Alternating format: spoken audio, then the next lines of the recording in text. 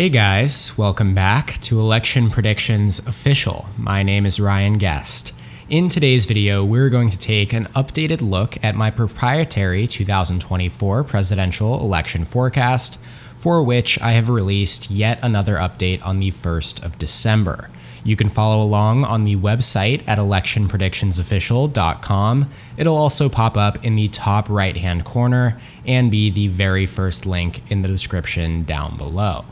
Now, as I mentioned in the latest forecast update video, I am currently planning to update the forecast once a month until spring of next year, as around that time is when we will start to get more consistent polling data and have a better picture of who each party's nominees will be.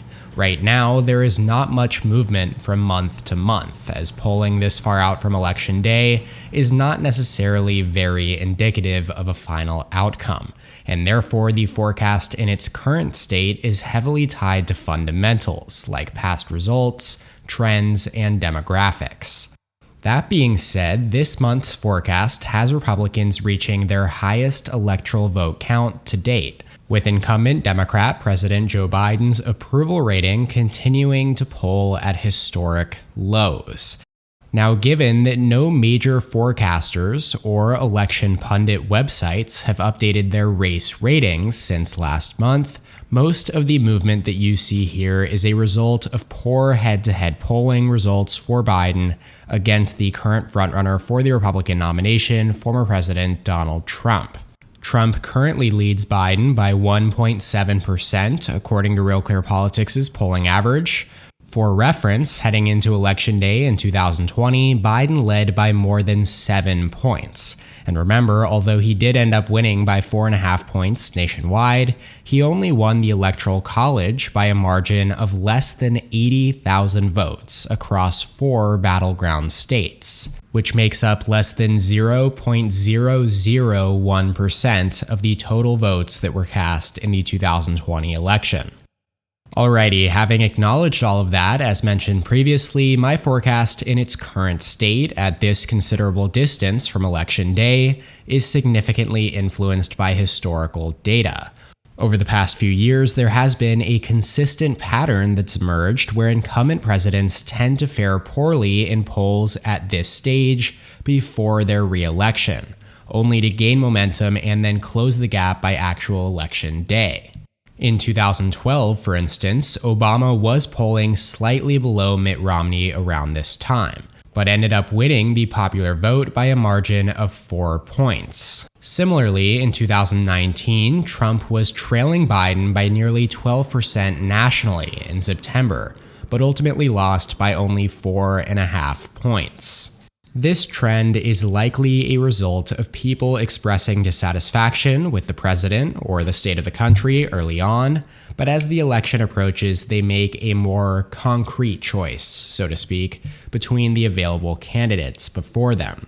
While it is known that Biden faces historical unpopularity, it's also important to note that his likely opponent, former President Donald Trump, is also viewed unfavorably by significant portions of the electorate.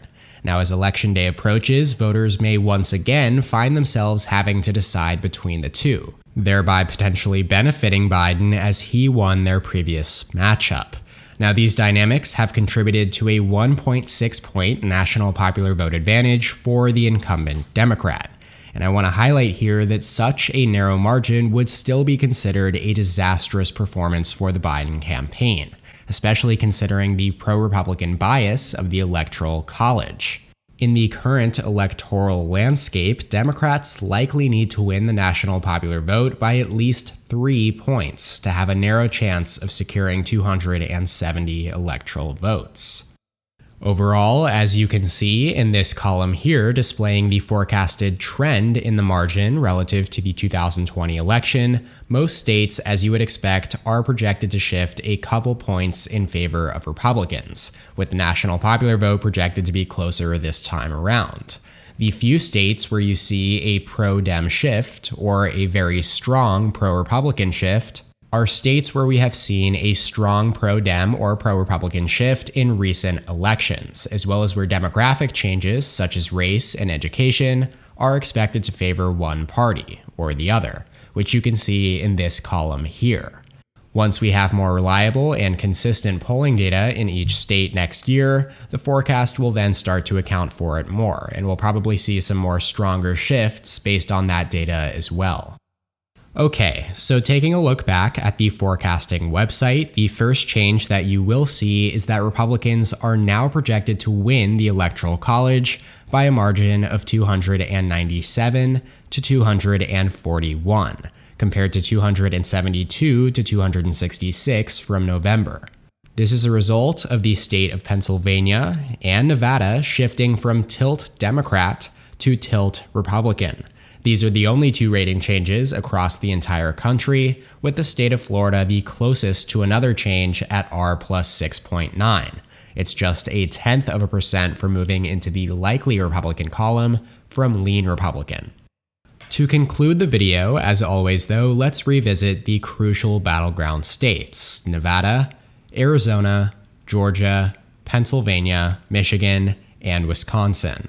All 6 states are currently anticipated to be determined by a margin of less than a point in the 2024 election, with implied win probabilities of less than 54% in either direction, rendering them essentially toss-ups at this juncture. Starting in Nevada, though, Trump is now favored to win in Nevada for the first time since I released my forecast, and by a margin of 0.7%, which is actually a higher pro-R margin than all but 2 of the battlegrounds you will see in a minute. This strong shift towards the GOP is notably influenced by recent polls from Emerson College and Morning Consult, both reputable pollsters showing Trump leading Biden by 3 points each.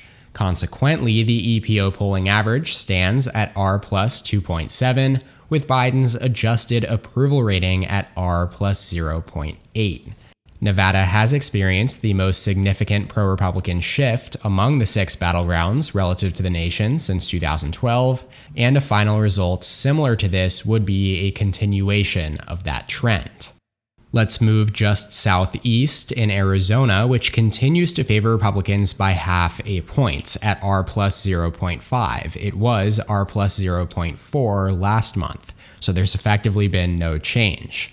We did, though, get a Trump plus 5 poll in late November, although that was from a D-rated pollster, so Republicans' R plus 3.2 lead here in the EPO polling average did not move much.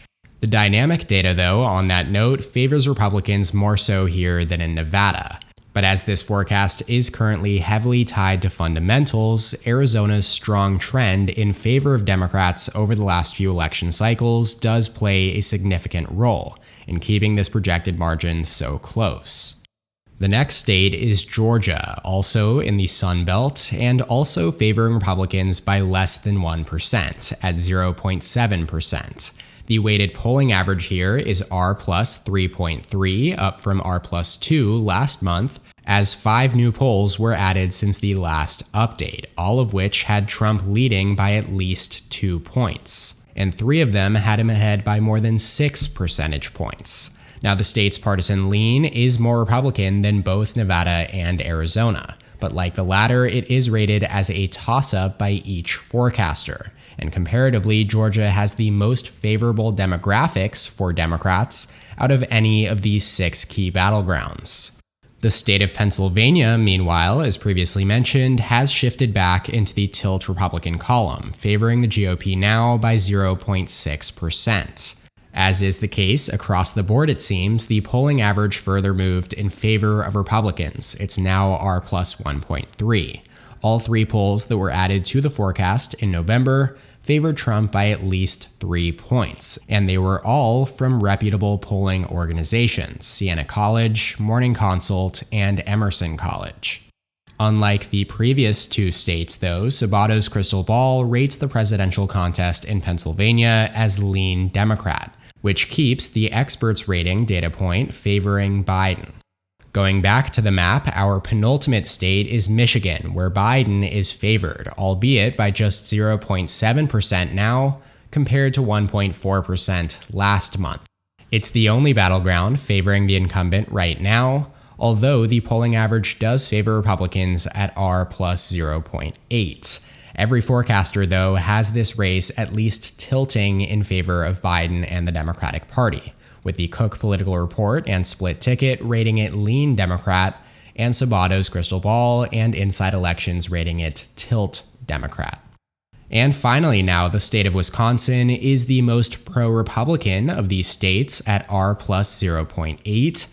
This is largely due to its demographics and Republican shift over the last few election cycles, as the polling average here is actually the only one favoring Democrats at D plus 0.1. The state of Wisconsin is rated as a toss-up by each of the major forecasters. That'll be all though for today's video. Make sure to subscribe to my channel down below and feel free to like the video while you're down there as well. Make sure to check out electionpredictionsofficial.com. You can check out more content from my channel here, and as always, thank you so much for watching. I'll see you next time. EP out.